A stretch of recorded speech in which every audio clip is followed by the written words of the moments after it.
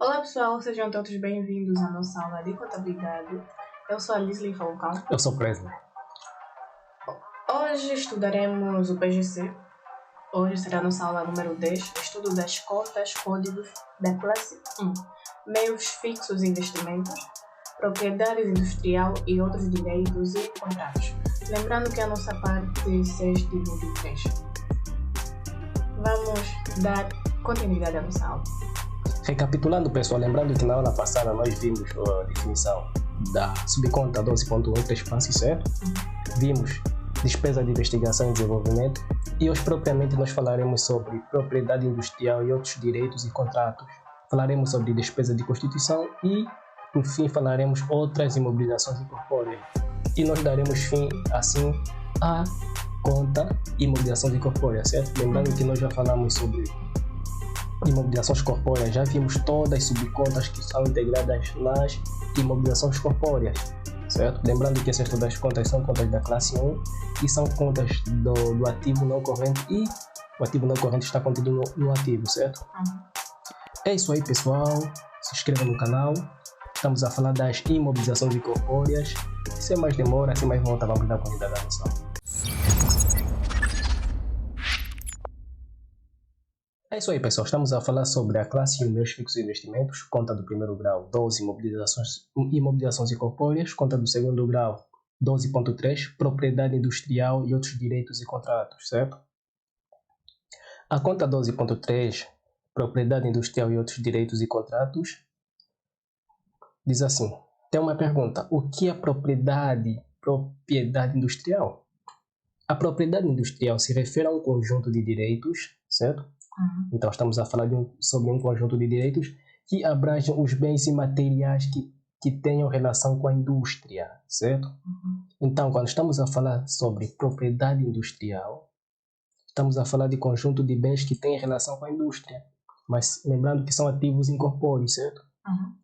Exemplo, desenhos industriais. Desenhos industriais. Imagina que nós temos uma empresa,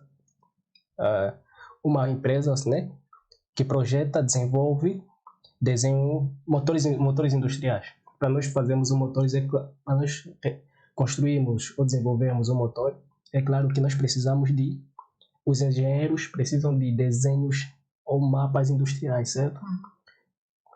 Então, esses mapas e desenhos industriais fazem-se em softwares próprios. Então, é aqui que nós registramos esses mapas dos motores, certo? Dúvida? Nenhuma. Se nós estivermos a desenvolver o motor de um avião, nossos engenheiros terão mapas que eles vão desenvolvendo. Então, esses mapas são direitos nossos, são bens nossos, certo? Como se fosse uma planta. É isso aí, é mesmo, como se fosse uma planta. Os arquitetos têm plantas, certo? Das casas. Essas plantas são feitas em software, certo? Então, essas plantas são consideradas desenhos industriais. Outro tipo de desenho, certo? Podemos estar aqui a construir um navio. Toda a tecnologia necessita de desenhos industriais, de mapas, certo? Dúvida? Não. Já que não existe dúvida, vamos avançar. Diz assim, a propriedade industrial tem tudo a ver com a intelectual, certo? Pois ela está inserida em seu conceito. O que é a propriedade intelectual? A propriedade intelectual visa a proteção de ideias, inovações e intelecto, certo? Quando estamos a falar da propriedade industrial e a propriedade intelectual, é impossível existir propriedade industrial sem a propriedade intelectual, certo? Certo. Imagina que nós somos engenheiros. Estamos a desenvolver um aplicativo, certo? Estamos a desenvolver um aplicativo ou um motor ou qualquer coisa. Qualquer tecnologia, certo? Antes de nós desenvolvermos, primeiro nós vamos pensar, certo? Vamos pensar, vamos estudar. Antes de nós termos a propriedade industrial, nós primeiro teremos ideias, certo? Então essas ideias são consideradas de propriedade intelectual. Nós estudamos como é que vai ser a planta do motor e do motor de avião, certo? Estudamos e temos aqui a planta. Então essa planta é a propriedade industrial, certo? Muito fácil, muito simples, né? Propriedade intelectual está relacionada com intelecto, certo? A não ferir sensibilidades. Quando alguém decide roubar a ideia. Não, quando alguém existem leis propriamente para isso. Quando alguém rouba quando alguém rouba a tua ideia, essa planta está registrada, certo? E aí estamos a falar de questões jurídicas, certo? Questão jurídica. É por isso que aqui no YouTube existem propriedade intelectual. Músicas. Propriedade intelectual não estamos a falar propriamente não estamos a falar só de engenharia, certo? De tecnologia. Estamos a falar de filme, músicas, histórias, conteúdo, artes, certo? Qualquer coisa. Imagina que compões uma música e alguém rouba a tua música, mas a tua música já está registrada, tua marca já está patenteada, certo? Já tens o registro da tua música. É aqui que entra, estamos a falar de questões jurídicas agora, certo? É por isso que nós não podemos colocar aqui músicas que tenham direitos autorais, certo? Porque vamos receber uma sanção, certo? Sancionados. Dúvida? Avançando, diz assim: esta rúbrica destina-se a registrar patentes, marcas, alvarás, licenças, privilégios, concessões, direitos de autor, estás a ver? Direitos de autor, direitos autorais e outros direitos e contratos similares, certo? Se a nossa empresa, imagina que nós somos empresário de um músico, de um cantor famoso, certo? Essas músicas terão direitos de autor, certo? E esses direitos de autor são ativos incorpóreos. Nós registraremos nessa conta 12.3, certo? Porque são nossos ativos não correntes, certo? Dúvida? Não. É isso aí, pessoal. Tá muito fácil, muito simples. Aula muito fácil, muito simples. Inscrevam no canal, curtam o vídeo e vamos avançar. Avançando, nós temos a conta do segundo grau. Despesas de constituição. Despesa de constituição diz assim: esta rúbrica destina-se a registrar as despesas iniciais de constituição e organização da empresa, bem como as despesas subsequentes relacionadas com a sua expansão, designadamente as despesas com aumento de capital, estudos e projetos.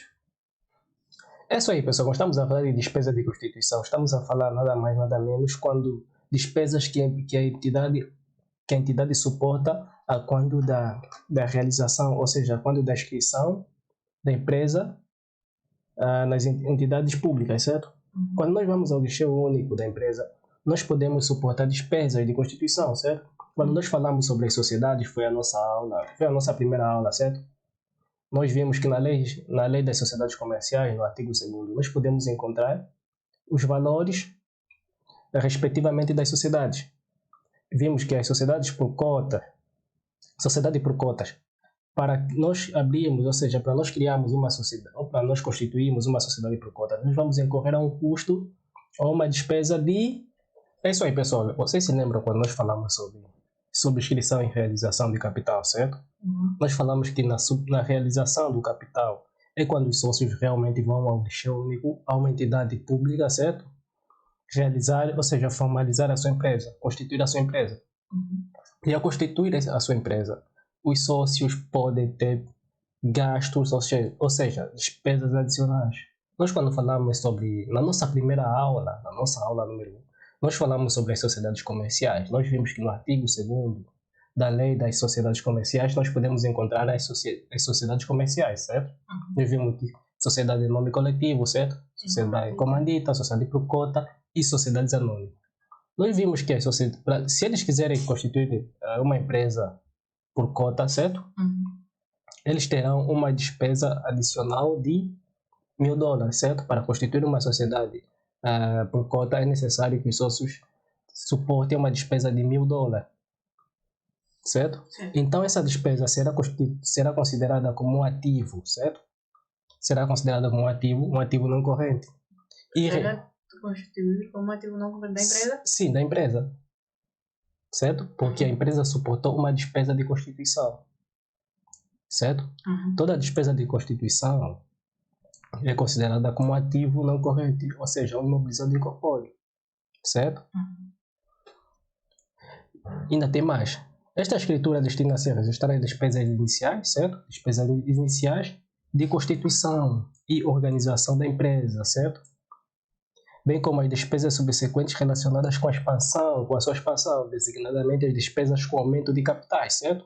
Uhum. Estudos e projetos, certo? Se nós quisermos fazer um estudo de viabilidade, se a nossa empresa vai estar bem localizada em uma determinada área, nós podemos fazer um estudo de viabilidade. Esse estudo vai requerer despesas adicionais, certo? Todas essas despesas adicionais relacionadas com o estudo ou projeto serão consideradas ativos. Registraremos na conta 12.4. Dúvida? É isso aí, pessoal. Está muito fácil, muito simples. Dando continuidade, nós temos por fim a última conta. A conta 12.9. Outras imobilizações incorpóreas. É muito fácil. Outras imobilizações incorpóreas. Nessa conta, nós registramos outras imobilizações incorpóreas, aquelas que nós não vimos no quadro de contas, certo? Estamos a falar de um aplicativo. Temos aqui Windows 10, temos aqui o Excel, certo? Podemos registrar também nessa conta. Se a nossa empresa tiver Primavera, registraremos também o Primavera nesta conta, certo? Lembrando que o último dígito sempre vai alterando para ter uma melhor organização, certo? Temos aqui o programa 1, programa 2, certo? Aplicativo 3, certo? Esse tipo de coisa. É isso aí, pessoal. Tá muito fácil, muito simples. Se inscrevam no canal, partilhem o vídeo, ponham like no vídeo, certo? Porque nós estamos aqui a disponibilizar esse conteúdo de graça, então pagamento adiantado, like no vídeo. Lembrando que na próxima aula nós daremos continuidade, falaremos sobre investimentos em empresas a longo prazo, certo? Ou seja, falaremos de investimentos financeiros, certo? Que é a nossa conta do primeiro grau, 13, certo? Sim. De acordo com o Plano Geral de Contas. É isso aí, pessoal. Nós falamos sobre 3 passos: despesa de investigação e desenvolvimento, propriedade industrial e outros direitos e contratos, despesa de constituição e outras imobilizações incorpóreas. Na próxima aula nós começaremos com investimentos financeiros, certo? Nós veremos o que são empresas subsidiárias, parte de capital, empresas associadas, outras empresas, investimentos em imóveis, fundos e outros investimentos financeiros que são diamante, ouro, depósito bancário, certo? Então é isso e fomos!